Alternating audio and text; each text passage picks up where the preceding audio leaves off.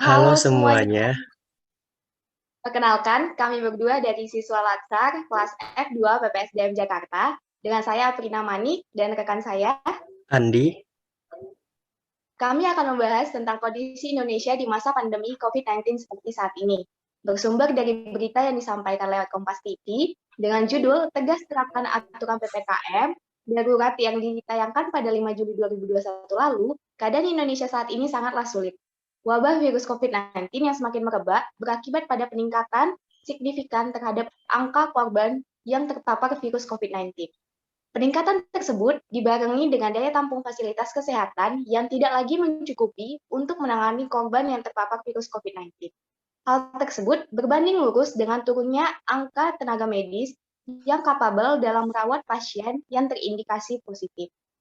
Hal tersebut terjadi karena banyaknya tenaga medis yang telah gugur dan berjuang dalam melawan COVID-19. Di samping itu juga, para tenaga medis juga sudah kewalahan karena melonjaknya angka pasien yang terpapar virus COVID-19. Bukan hanya itu saja, baru-baru ini di beberapa kota besar di Indonesia terdapat kelangkaan oksigen dan obat-obatan yang digunakan sebagai pertolongan pertama bagi pasien yang terpapar COVID-19. Peningkatan yang signifikan ini terhadap korban infeksi virus corona tersebut disebabkan oleh kurangnya pemahaman masyarakat terhadap bahaya virus COVID-19, sehingga masih banyak terdapat masyarakat yang tidak mematuhi aturan PPKM darurat pemerintah dan tidak menerapkan protokol 5M. Melihat kondisi Indonesia saat ini yang sedang tidak baik, kita sebagai masyarakat Indonesia mengharapkan Indonesia ke depannya bisa pulih kembali. Indonesia bisa terbebas 100% dari virus COVID-19, sehingga semua aktivitas dapat dilakukan dengan tatap muka kembali sebagaimana mestinya seperti dulu sebelum adanya virus COVID-19. Sekolah, perkantoran, tempat hiburan, lokasi wisata bisa kembali dibuka, sehingga aktivitas ekonomi bisa berjalan efektif seiring dengan pertumbuhan ekonomi yang positif.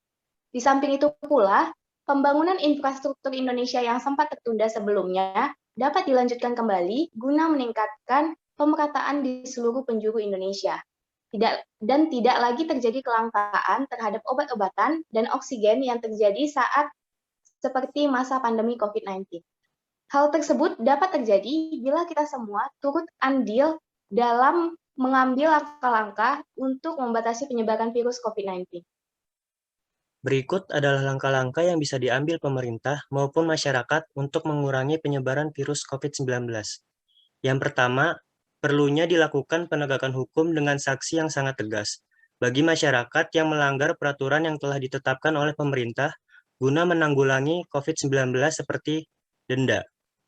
Lalu yang kedua, rutin dilakukan sosialisasi virtual tentang COVID-19, tentang bahaya yang bisa ditimbulkan dari virus COVID-19.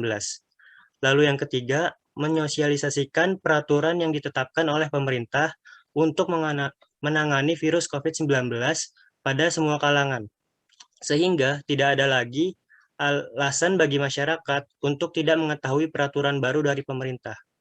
Lalu selanjutnya, melakukan sidak secara berkala di tempat-tempat yang rawan kerumunan, guna memantau ketertiban masyarakat sekitar. Lalu yang kelima, mengurangi mobilitas terhadap aktivitas-aktivitas yang tidak esensial. Yang keenam, memberikan bantuan terhadap masyarakat yang mendapatkan dampak paling signifikan selama wabah virus COVID-19 ini yang terjadi, terutama pada saat pelaksanaan PPKM dengan tepat sasaran. Lalu yang terakhir, memfasilitasi lokasi isolasi bagi masyarakat yang terpapar virus COVID-19 namun tidak mempunyai gejala. Dengan kesertaan kita semua dalam melawan COVID-19, semoga Indonesia bisa kembali seperti sedia kalanya. Akhir kata, saya Aprina Manik dan rekan saya Andi, pamit undur pamit diri. undur diri. Buah Buah kelapa, kelapa tumbuh di Bekasi. Sampai jumpa dan sampai terima jumpa kasih. dan terima kasih.